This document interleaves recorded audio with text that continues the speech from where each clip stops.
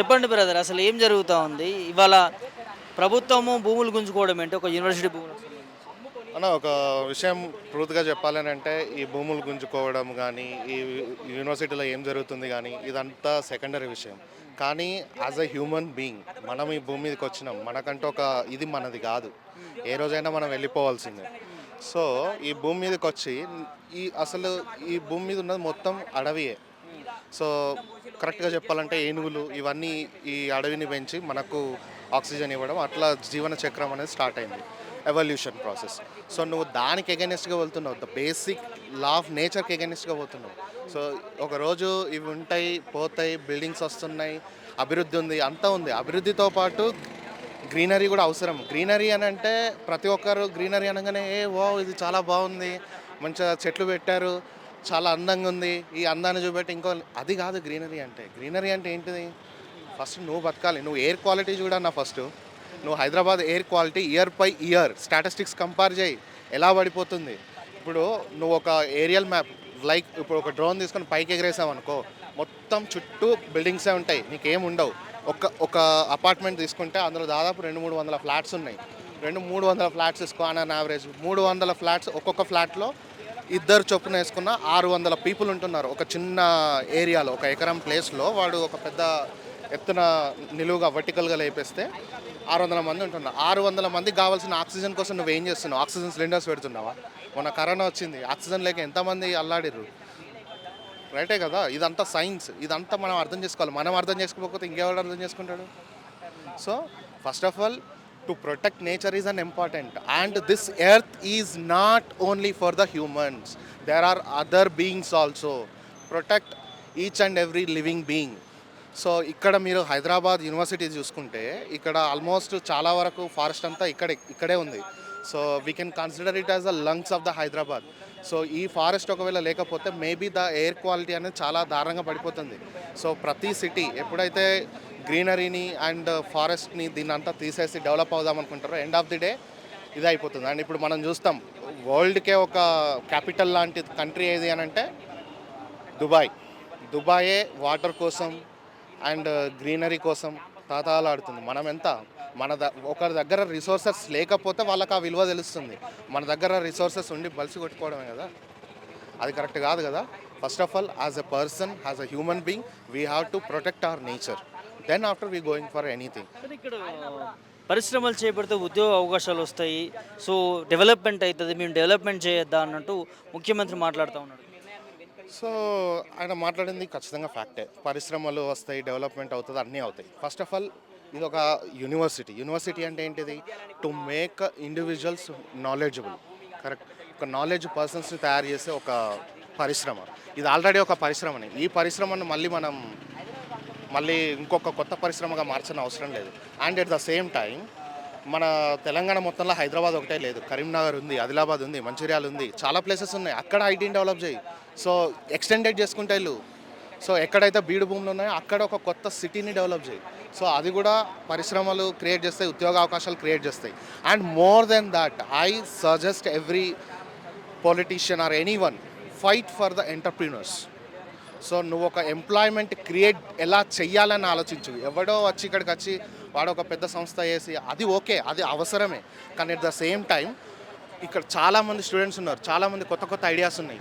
Employment create చేయడం కోసం వాళ్ళకు ట్రైన్ చేయండి. సో విద్యార్థులు ఉండే ఒక ప్లేస్ని తీసుకొచ్చి దాన్ని టాక్సిక్గా చేయడం అనేది 100% కరెక్ట్ కాదు. అంటే ఇక్కడ వాతావరణము, వన్యప్రాణులకి ఇక్కడ అంతా కూడా ఇబ్బంది అవుతుందని విద్యార్థులు చెప్తా ఉన్నారు. కానీ ముఖ్యమంత్రి అసలు ఇక్కడ వన్యప్రాణులు లేవు, ఏం లేవు, కొన్ని గుంట నక్కలు ఈ భూమిని లాక్కోవాలని చూస్తున్నాయని ముఖ్యమంత్రి. సో దీని మీద నేను ఏం కామెంట్ చేయలేనండి. బట్ ఇదైతే కరెక్ట్ స్టేట్మెంట్ కాదు. కొన్ని రోజుల క్రితం నేను యూనివర్సిటీకి సమ్ ర్యాండమ్ పర్పస్లో విజిట్ అయ్యాను. విజిట్ అయినప్పుడు అక్కడ నేను 2-3 జింకలు చూశాను. And I was very happy inside. Like అక్కడికి వెళ్ళినప్పుడు మంచి చల్లటి గాలిని అనుభవించాను. And I seen snakes also. నెమళ్ళు కూడా చూశాను. నేను పర్సనల్గా నేను చూసింది నేను చెప్తున్నాను. But I don't want to offend on that. So ఇక్కడైతే జంతువులు అయితే ఉన్నాయి. పర్యావరణం సంబంధించి. నేను చూశాను, నా పర్సనల్గా నేను చూశాను. మరి ముఖ్యమంత్రి ఎట్లా మాట్లాడుతున్నారు? As an individual he didn't see maybe. So ఏం చెప్తారన్న భూములు వేలం వేసడం అనేది 400 ఎకరాలకు సంబంధించిన భూములు వేలం వేస్తూ ఉంటుంది. దీన్ని మీరు ఎందుకు విమర్శిస్తూ ఉన్నారు? ఏం చెప్తారు ఒక స్టేట్మెంట్? ఇన్ సింపుల్ స్టేట్మెంట్, ఈ భూమిని వేలం వేయడం అనేది కరెక్ట్ కాదు. ఎందుకనంటే ఈ భూమిని వేలం వేయడం ద్వారా ఏంటంటే ఇక్కడ హైదరాబాద్ సిటీకి ఉన్నటువంటి ఒక ఫారెస్ట్ని మనం డిస్ట్రాయ్ చేయడమే. And we are a persons to allow become more deforestation is a worst. ఒక 2వ తరగతి పుస్తకం నుండి డిఫారెస్ట్రేషన్ అనేది ఎందుకు వరస్ట్ అని చెప్పి మనం పాఠ్యపుస్తకాలల్లో నొక్కి నొక్కి చెప్తున్నాం.